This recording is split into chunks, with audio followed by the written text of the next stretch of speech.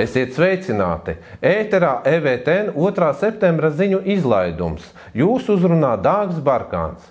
Visā Latvijā sākušās Nacionālo bruņoto spēku mācības Namēs 2025, kurās piedalās ap 12 000 Latvijas un sabiedroto karavīru un zemesargu. Mācības norisināsies līdz 8. septembrim, trenējot sadarbību ar valsts un pašvaldību institūcijām un stiprinot visaptvarošu valsts aizsardzību. Namēs notiek regulāri kopš 2014. gada, lai uzturētu augstu kaujas gatavību. Konkursā uz ģenerāla prokurora amatu pieteikušies vismaz 4 kandidāti, tostarp līdzšinējais ģenerāla prokurors Juris Stukāns. Augstākās tiesas priekšsēdētājs Aigars Strupišs prognozē, ka konkursa rezultāti būs zināmi 1 līdz 2 mēnešu laikā. Koalīcijas partijas vienojušās tiesību sarga amatam virzīt Rīgas Stradiņa universitātes profesori un zvērinātu advokāti Karinu Palkovu. Palkova norāda, ka vēlas padarīt biroja darbu efektīvāku, pārskatot uzdevumus un struktūru. Runājot par prioritātēm tiesību sarga amatā, Palkova teica, ka viena no galvenajām ir atjaunot tiesību sarga reputāciju. Viņa pieļāva, ka iepriekš tiesību sargs nav pilnā mērā pildījis tam uzticētos pienākumus. Līdz ar to arī uzticēšanās no sabiedrības puses nav augstākajā līmenī. Vakantas ir 76 tiesnešu amata vietas visā Latvijā, liecina izsludinātais konkurss. Augsti kvalificētu speciālistu piesaiste rada izaicinājums nevien privātajā sektorā, bet arī publiskā sektora institūcijās. Latvijas tiesu sistēmā šobrīd vakantas ir 76 no 582 tiesneša amata vietām, kas ir 13% no kopējā Latvijā paredzētā tiesneša amata vietu skaita.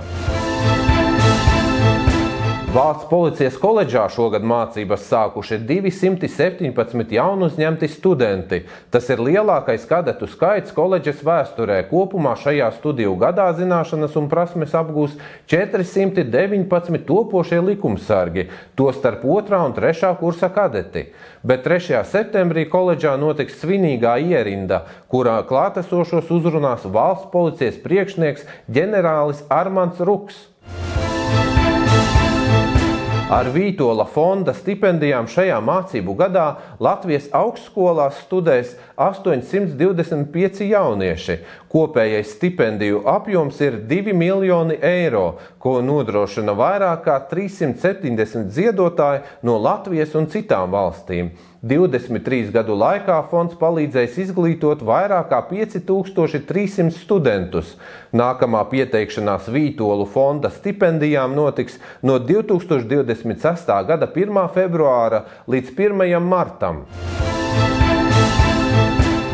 Valsts kapitāla sabiedrībām 2026. gadā un 2 turpmākajos gados valsts budžetā būs jāiemaksā dividendes 90% apmērā no peļņas. Tā liecina valdības sēdē izskatīšanai sagatavotais valsts kancelējas informatīvais ziņojums, kurš ir ar ierobežotas pieejamības statusu, tāpēc tā saturs nav pieejams. No 1. janvāra valsts ieņēmumu dienesta deklarēšanas sistēmai varēs pieslēgties tikai ar drošiem identifikācijas līdzekļiem – Smart ID, elektronisko identifikācijas karti, drošu elektronisko parakstu vai noteiktu banku autentifikāciju.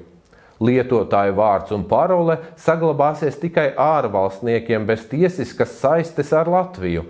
Pārējiem lietotājiem jāsagatavojas jaunajai kārtībai.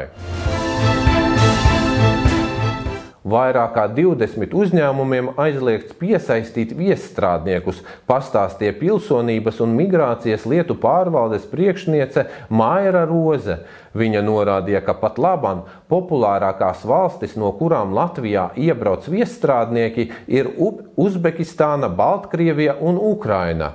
Atbildību par viesstrādniekiem uzņemas darba devējs, kurš personu aicina ieceļot Latvijā darba vajadzībām. Ja darba devējs nepietiekami izpilda šādu pienākumu, nemaksā vajadzīgos nodokļus, tam tiek turpmāk aizliegts piesaistīt viesstrādniekus.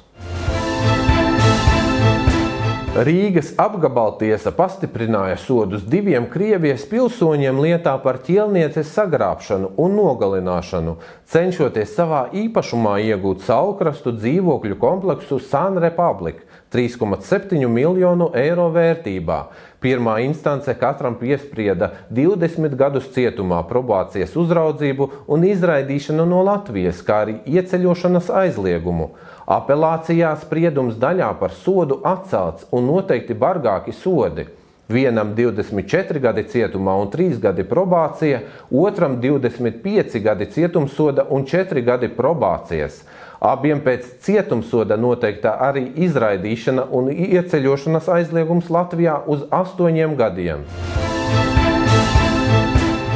Būvniecības valsts kontroles birojs eksploatācijā pieņēmis jauno Liepājas cietuma kompleksu, kas ir lielākais ēkas būvobjekts biroja uzraudzībā.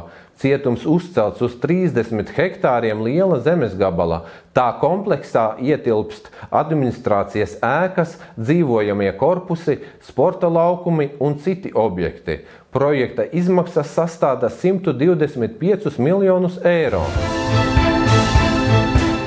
Zāļu valsts aģentūra šogad saņēmusi 117 ziņojumus par iespējamām zāļu blaknēm, tajā skaitā 17 pēc vakcīnām, 37 gadījumos blaknes bijušas būtiskas, citos gan vieglas, piemēram, apsārtums, izsitumi vai gramošanas traucējumi. Ziņojumus par blaknēm var iesniegt Zāļu valsts aģentūras mājaslapā. Rudenī tiks sākti būvdarbi 9 Rēzeknes novada ceļa posmos 15 km kopgarumā par 4,66 miljoniem eiro. Projekta mērķis ir attīstīt uzņēmējdarbības publisko infrastruktūru, mazinot negatīvas sociālo-ekonomiskās sekas un uzlabojot komersantiem nozīmīgu pašvaldības autoceļu un ielu kvalitāti Rēzeknes novadā. Siguldas novadā izsludināta pieteikšanās iedzīvotāju padomēm. Kopš 2023. gada novadā darbojas 8 padomes, kas pārstāv pilsētu un pagastus. Kandidātu pieteikumus pieņem līdz 21. septembrim klātienē klientu centros vai elektroniski portālā e.sigulda.lv. No šodienas līdz 7. septembrim notiek 29. dokumentālo filmu fórums. Filmu programma skatāma kinoteātrī Splendid Palace, kā arī Cēsīs, Liepājā, Rēzeknē un Salā. Savukārt 3 filmas bez maksas pieejamas arī tiešsaistē portālā filmas.lv. 7. septembrī Jūrmalas muzejā notiks mākslas darbu izsole, kurā piedalīsies izstāžu magnētisms un skatiens spogulī mākslinieki ar īpašiem atlasītiem darbiem. Pasākums ir bez maksas, bet ar iepriekšējo reģistrāciju. Tāpat notiks arī telefonu solīšana. Jelgavas reģionālais turisma centrs 13. septembrī rīkos nakts lukturīšu pārgājienu Pilssalā.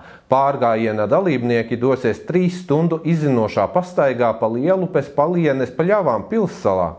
Būs iespēja uzzināt faktus par tur mītošajiem savvaļas zirgiem, kā arī par retajām augu un putnu sugām. Šī gada kalendārā vasara Latvijā bijusi vēsākā kopš 2017. gada un lietainākā kopš 2016. gada, bet meteorologi prognozē, ka septembris būs siltāks un sausāks nekā ierasts.